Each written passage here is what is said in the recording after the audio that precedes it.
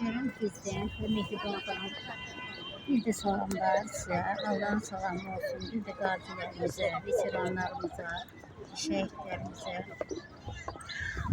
Allah analarına can sağlığı versin. Allah'ın qəbirlərini nurla olsun. Ben yine de deyirəm, onlar olmasa biz burada çoxdan olmazdık. Məhv eləyərdi bizi. Ermənilər. İndi barışırlar, barışmırlar və qatışmır siyasətə olduğunu deyirəm. Mehriban xanım və cənab prezident, mən sizə bir də xahiş edirəm sizdən. Mən üçün neçə dəfə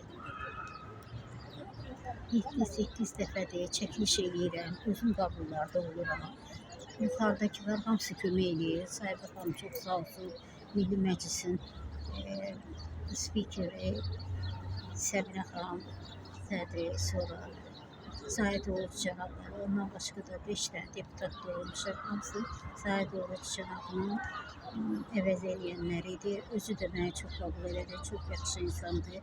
Nə mənada üzü gülər, yaxşı qəbul etdi. Birinci dəfə idi, düzdür, aldı deputatın. Ondan da orada Səbinə xanımın köməkçisi çox xanımdır, mənə kömək edir, nə mənada qəbullara gedib gəlirəm, anar müəllim var orada, işləyir qəbulda, hamısı da olan işçiləri.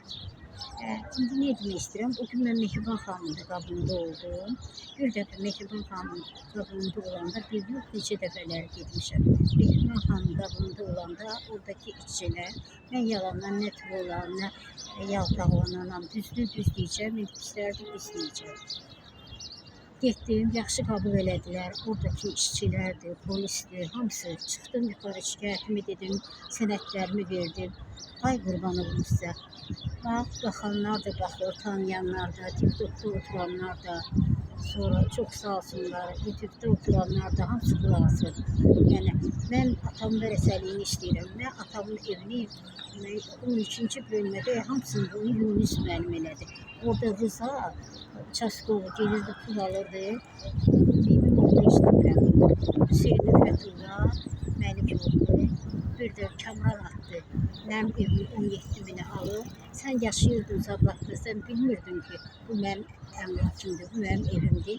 Niyə gəlirdin sən mənim evimi gəlib alırdın sənədsiz, notariusdan da kağızlarım.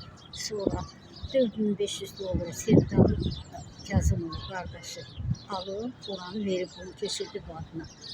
Niyə? Niyə görə?